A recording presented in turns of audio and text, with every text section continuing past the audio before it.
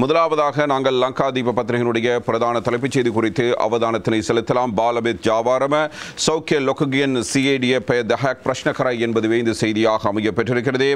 இந்தியாவினுடைய கடனுதவி திட்டத்தின் கீழ் இலங்கையில் சுகாதாரத்துறையில் ஏற்பட்டிருக்கின்ற நெருக்கடிகளை தவிர்ப்பதற்கு உதவி செய்கின்ற ஒரு நடவடிக்கை மேற்கொள்ளப்பட்டிருந்தது.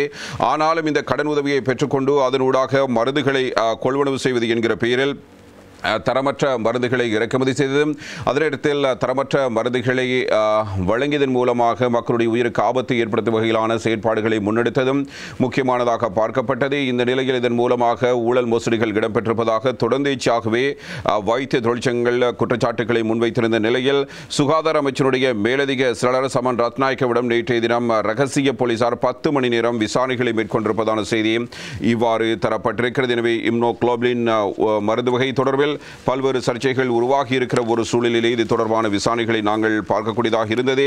இது தொடர்பில் நேற்றைய தினம் 10 மணி நேரம் இடம்பெற்ற விசாரணையின் பொழுது இந்த கொள்வனவு நடவடிக்கைகள் எவ்வாறு இடம்பெற்றன என்பது தொடர்பிலும் ஏற்கனவே இவ்வாறான மருந்து வகைகள் 167 வகையான மருந்து வகைகளை வழங்க வேண்டிய ஒரு சூழ்நிலை இருக்கிறது. அதில் இவற்றை விநியோகிப்பதற்காக விநியோகர்களாக 38 பேர் இருந்த நிலையில் ஏன் 4 பேரை மாத்திரம் நீங்கள் அழைத்து இது தொடர்பான நடவடிக்கையை கொள்வனவு நடவடிக்கை எடுத்திருக்கிறீர்கள்? 38 பேரில் ஏனே 34 பேரும் இவ்வாறு நீக்கப்பட்டார்கள் என்ற கேள்விகளும் மேலதிக செயலாளரிடம் எழுப்பப்பட்டிருக்கிறது என்பது முக்கிய தகவலாக அமைகிறது.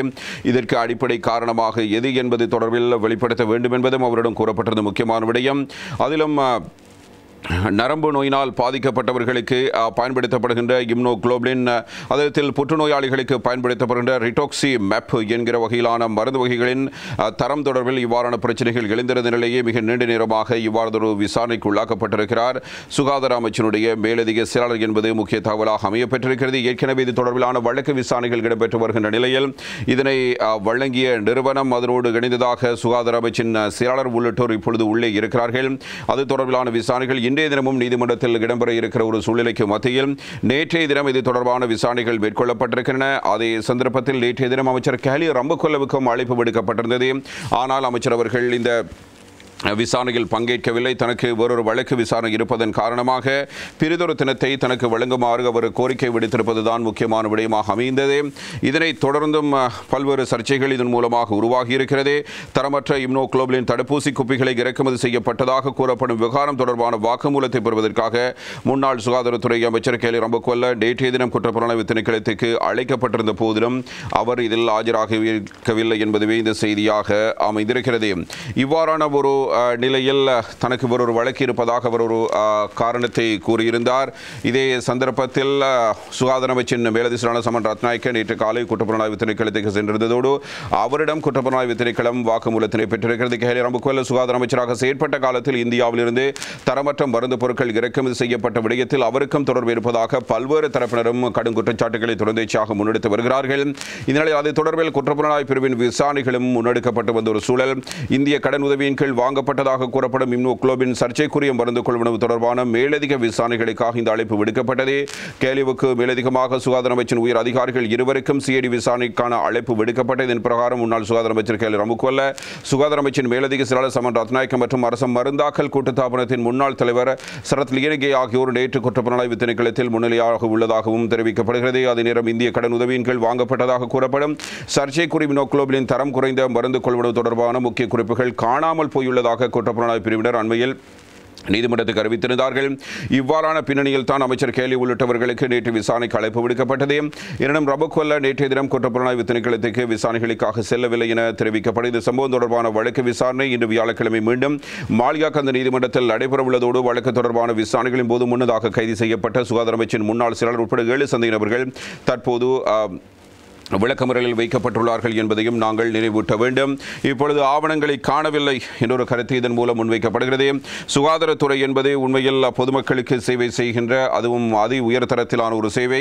இலங்கையை பொறுத்தவரையில் சுகாதாரத்துறை அதி உயர்ந்த கண்ணியத்துக்குரிய இடமாகவே இருந்து வந்தது. அண்மை காலமாகத்தான் இப்பொழுது பல்வேறு சர்ச்சைகளை இந்த துறை சந்தித்து வருகிற ஒரு நிலையில் அமைச்சர் கேலி ரம்புக்கொல்லவுக்கு எதிரான இந்த நடவடிக்கை எவ்வாறு எடுக்கப்பட இருக்கிறது? அதே நேரத்தில் அவர் குற்றப்புலனாய்வு திணைக்களத்துக்கு பங்களிப்பு செய்ய போகிறாரா அல்லது அவரை எதிர்த்து இதுவரையும் தொடர் போராட்டங்களை முன்னெடுத்தவர்கள் இவ்வாறான செயற்பாடுகளை முன்னெடுக்க இருக்கிறார்கள் என்பதும் மிக முக்கியமான ஒரு தகவலாக அமையப்படுகிறது. எனவே ஜனாதிபதி ரணில் விக்ரமசிங்கே இந்த சுகாதாரத்துறையில் ஏற்பட்டிருக்கிற இந்த நெருக்கடிக்கு உரிய தீர்வு வழங்க வேண்டும் என்று ஒரு சில சுகாதார தொழிற்சங்கங்கள் கோரிக்கை விடுத்திருக்கிறது. இதே நேரம் நேற்றைய தினம் இவ்வாறு கேலியரம்புக்கொல்ல குற்றப்புலனாய்வு திணைக்களத்தினுடைய விசாரணைகளுக்கு ஆஜராகதை தொடர்ந்து அவருடைய வீட்டுக்கு முன்னால் கெஹலிய கோகம என்ற ஒரு போராட்டத்தினை முன்னெடுத்திருந்தார்கள். இதில் 5 பேர் கைது செய்யப்பட்டிருப்பதான செய்திகளை நாங்கள் தினக்குரல் பத்திரிகையில் அவதானிக்கலாம்.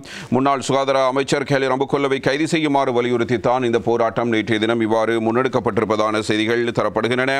எனவே போராட்டம் தொடங்கிய ஒரு 10 நிமிடத்துக்கு பிறகு உடனடியாக போலீசார் அங்கு வந்து அந்த போராட்டத்தை கலைப்பதற்கு தேவையான நடவடிக்கை எடுத்திருக்கிறார்கள். எனவே நேற்று பகல் முதல் இவர்கள் போராட்டத்தில் ஈடுபட்டு வந்த நிலையில் இவர்கள் நேற்று மாலை கைது செய்யப்பட்டிருந்தார்கள். சிவில் செயற்பாட்டாளர்கள் ஐவரை இவ்வாறு கைது செய்யப்பட்டுள்ளதாக தெரிவிக்கப்படுகிறது. மருந்து கொள்வன மோசடி குற்றச்சாட்டு தொடர்பில் விசாரணைக்காக நேற்றைய தினம் முன்னாள் அமைச்சர் ரம்புக்கொல்ல சிஐடியினரால் அழைக்கப்பட்டிருந்த போதும் அவர் வரவில்லை. அதற்கு எதிராக ஒரு எதிர்ப்பு போராட்டத்தினை வலியுறுத்தி இந்த போராட்டத்தை முன்னெடுத்திருந்தார்கள். எனினும் நேற்றைய தினம் கேலியரம்புக்கொல்ல ஆஜராகாத நிலையில் இது தொடர்பான நீதி விசாரணைகள் எவ்வாறு இடம்பெற இருக்கிறது என்பது தொடர்பாக அவர்களால் பல்வேறு கேள்விகள் எழுப்பப்பட்டிருந்தன. எனவே பொறுத்திருந்து பார்க்கலாம் இது தொடர்பில் அடுத்தடுத்த கட்டமாக எவ்வாறு நடவடிக்கைகள் மேற்கொள்ளப்பட இருக்கிறது என்று. உண்மையில் இம்னோகுளோபின் தரமற்ற மருந்து விநியோகம் தொடர்பிலான விடயத்தில் சட்டப்படி உரியவர்களுக்கு உரிய தண்டனை வழங்கப்பட வேண்டும் என்பது பாதிக்கப்பட்ட மக்களுடைய அதிரத்தில் பொது சுகாதாரத்தை நேசிக்கிற மக்களுடைய எதிர்பார்ப்பாக இருக்கிறது. அதிகாரிகள் மட்டுமன்றி இதனோடு சம்பந்தப்பட்ட அனைத்து தரப்பினரும் இதற்கு பொறுப்பு கூற வேண்டிய நிலைமையில் இருக்கிறார்கள்.